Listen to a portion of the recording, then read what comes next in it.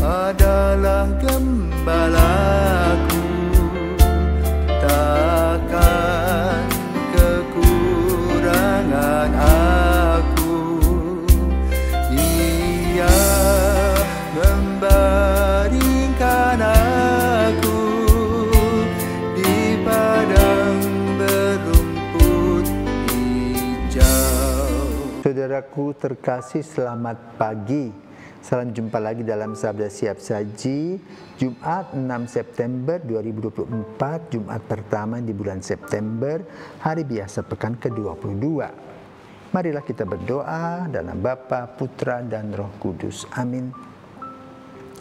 Bapa, kami bersyukur bahwa kunjungan Paus Fransiskus ke Indonesia sudah terlaksana dengan baik. Dengan berkat-berkatnya kami merasa luar biasa. Semoga kehadirannya membawa sukacita, membawa damai sejahtera bagi kami semua. Sehingga kami boleh hidup bersama-sama, saling mendampingi satu sama lain dengan berbagai ras, suku, bangsa, bahasa atau dialek, tetapi satu dalam Indonesia. Semoga penerbangan berikutnya menuju Papua Nugini diberkati Tuhan, dan juga umat di sana pun mendapat berkat melalui tangan kudus Bapak Paus Fransiskus. Demi Kristus Putra-Mu dan pengantara kami, kini dan sepanjang masa. Amin.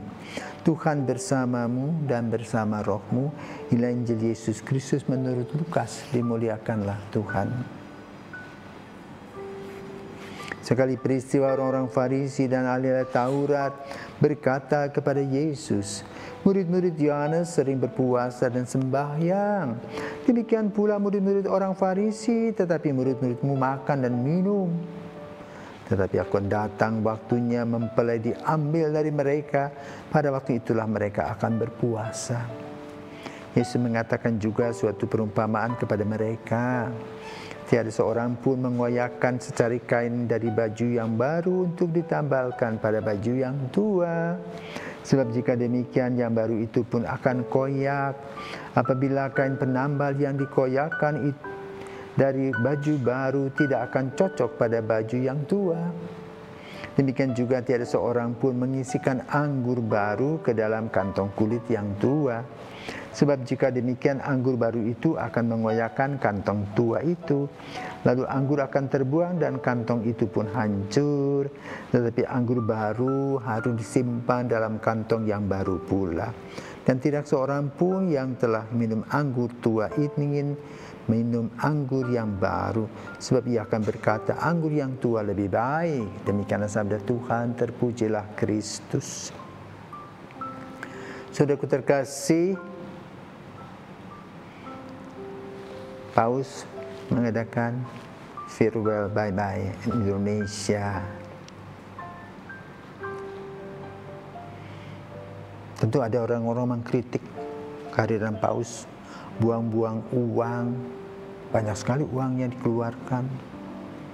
Tetapi Paus Fransiskus membawa damai sejahtera dong. Jadi tidak persoalan. Nah, bagi orang-orang yang mengkritisinya, sama seperti orang mengkritisi para murid Yesus yang pada musim puasa tidak berpuasa. Karena kalau tidak berpuasa artinya dosa, artinya boleh katakan tidak beragama. Nah, Yesus tidak mau buat seperti itu.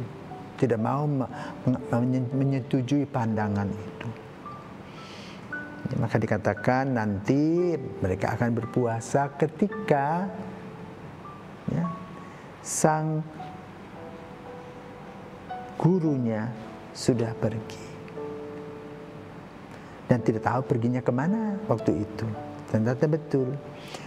Kalau kita refleksikan sekarang, apa yang dikatakan Yesus, para murid akan berpuasa ketika Yesus disalibkan. Mereka sedih sekali, tidak mau makan, tidak mau minum, hanya urai air mata saja. Dan juga dongkol dan jengkel. Kenapa? Yesus yang tidak bersalah itu kan dihukum. Di mana keadilan? Itu yang terjadi dalam kehidupan para rasul.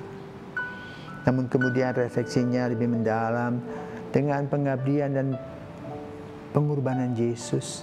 Hidup kita diubah dari kegelapan menjadi terang. Maka pada waktunya kita akan juga berpuasa kembali, merasakan keprihatinan akan situasi dan dosa-dosa yang dibuat oleh manusia, khususnya pada masa ini, di mana sebagian dunia ini sedang perang, banyak orang terbunuh sedemikian rupa, dan mereka sengsara, minum air pun susah, tempat tinggal pun di mana, bagaimana sulitnya. Itulah ketertindasan. Maka pada hari ini, mari kita juga berdoa agar mereka mendapatkan kebebasan dan juga perang boleh katakan diadakan gencatan senjata. Yang kedua di dalam Injil pada hari ini adalah orang-orang tua mempunyai semangat yang boleh katakan semakin tua semakin kendor. Maka harus diganti oleh kaum muda, proses regenerasi agar kepemimpinan dapat berjalan dengan baik. Orang-orang tua sudah melangkah dan memberikan pada yang muda pesan dan kesan melalui karya dan pelayanan mereka ketika mereka muda. Maka dengan tongkat estafet ini, anak muda diharapkan dapat melanjutkan kepemimpinan juga di dalam gereja, di dalam kehidupan kita ini. Inilah yang ingin disampaikan oleh Yesus. Semoga kaum muda sadar bahwa mereka adalah harapan bangsa, negara, dan gereja. Tuhan memberkati.